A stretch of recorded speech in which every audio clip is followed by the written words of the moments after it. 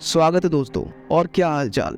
आज की इस वीडियो में हम इस्लाम धर्म में पाए जाने वाले जातिगत भेदभाव की बात करेंगे, तो वीडियो के एंड तक बने रहें।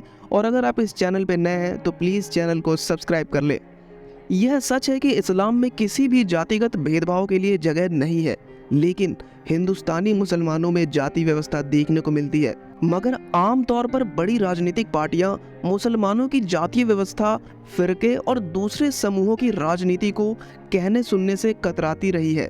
मुसलमानों में जाति व्यवस्था का मामला साल 1936 में ही अंग्रेजों के सामने आ गया था। इसके बाद से लगातार काका कालेकर समिति, मंडल कमीशन और सच्चर कमेटी की रिपोर्ट में भी इस पर काफी बहस की गई थी। दोस्तों, मुसलमानों की जाति व्यवस्था पर 1960 में गौस अंसारी ने मुस्लिम सोशल डिवीजन इन इंडिया नाम की एक किताब लिखी थी।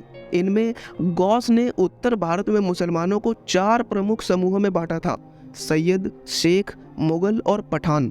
हालांकि मुसलमानों ने भी हिंदू जाति व्यवस्था की तरह ही एक सिस्टम अपना लिया जो 3 स्तरों पर काम करता है। इन व्यवस्था में सैयद खुद को इनमें सबसे ऊपर रखते हैं और खुद को पैगंबर मोहम्मद साहब के खानदान से जुड़ा बताते हैं। दूसरे नंबर पर है शेख, जो खुद को पैगंबर मोहम्मद के कबीले कुरैश से संबंधित बताते हैं। इनमें सिद्दीकी, फारूकी और अब्बास जैसे नाम इस्तेमाल करने वाले लोग हैं। तीसरे पर मुगल है, जो बाबर के नेतृत्व में भारत आए थे। चौथे नंबर पर पठान है, जो पश्तो बोलते हैं और फिलहाल पाकिस्तान, अफगानिस्तान के इलाके से माने जाते हैं। बहरहाल, इसके अलावा हिंदुओं की तरह ही एक जाति व्यवस्था भी है, जहां अशराफ, अजलाफ और अरजाल नाम की 3 श्रेणियां हैं। अशराफ में खुद को भारत के बाहर की नस्लों जैसे अफगान, अरब, पर्शियन या तुर्क बताने वाले लोग हैं, जैसे मुगल, पठान, सैयद, शेख। दूसरे भारतीय ऊंची जातियों से कन्वर्ट जो हुए हैं वो मुस्लिम राजपूत है। तीसरे अजलाफ, भारतीय गैर सवर्ण जातियों से कन्वर्ट दर्जी, धोबी, धुनिया, गद्दी, फाकिर, हजाम, जुलाहा, कबाड़िया, कुम्हार, कंजरा, मिरासी, मनिहार, तेली।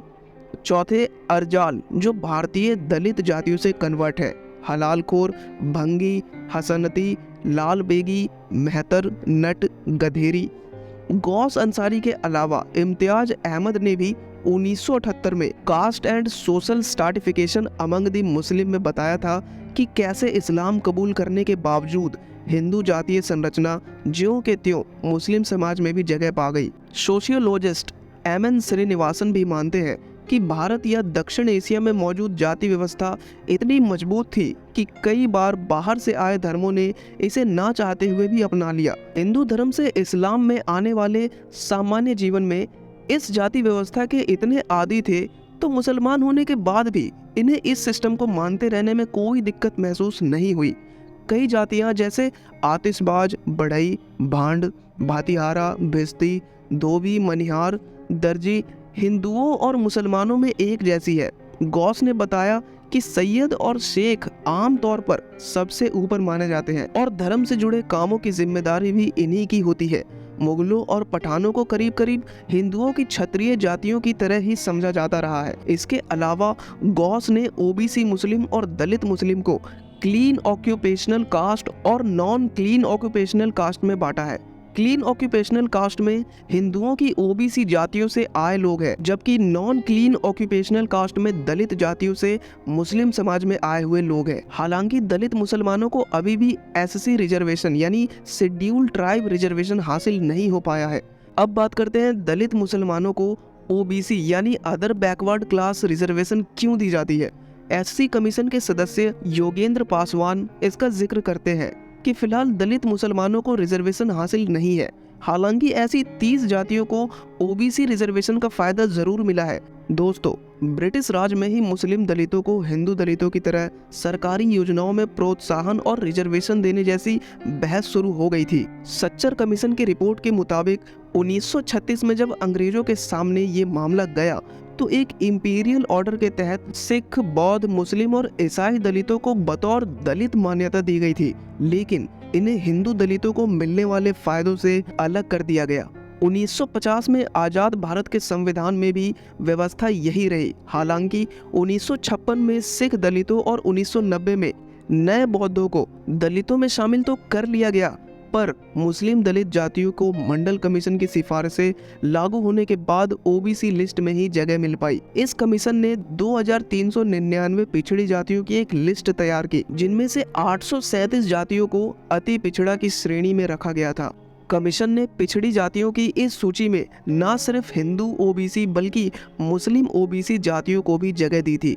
कमीशन ने इन जातियों को पिछड़ा तो माना, लेकिन मुसलमानों और ईसाइयों में मौजूद इन जातियों के साथ जातिगत भेदभाव होता है, इसे मानने से इनकार कर दिया था।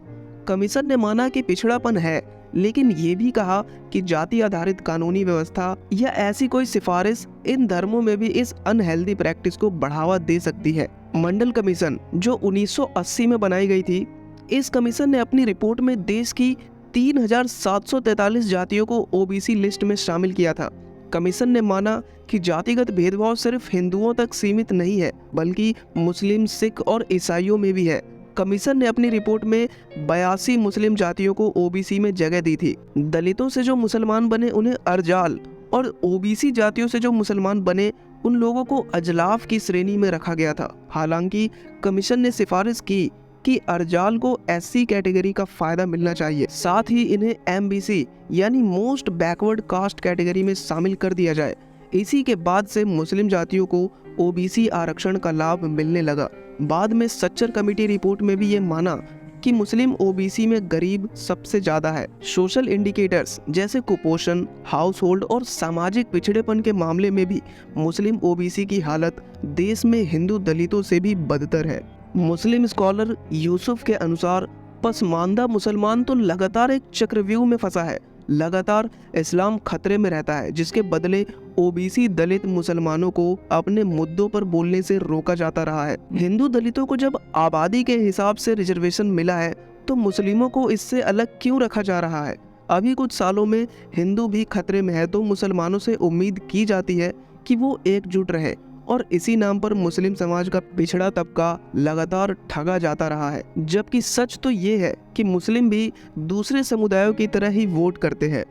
ऑल इंडिया मिली काउंसिल के एमए खालिद कहते हैं, 2019 में मुस्लिमों को अपनी स्ट्रेटजी बदलनी होगी। 2014 लोकसभा चुनाव में बीजेपी ने अपने रणनीति में सिर्फ जीतने वाले उम्मीदवारों को टिकट देने और मुस्लिम वोटों को बांटने का फैसला किया था।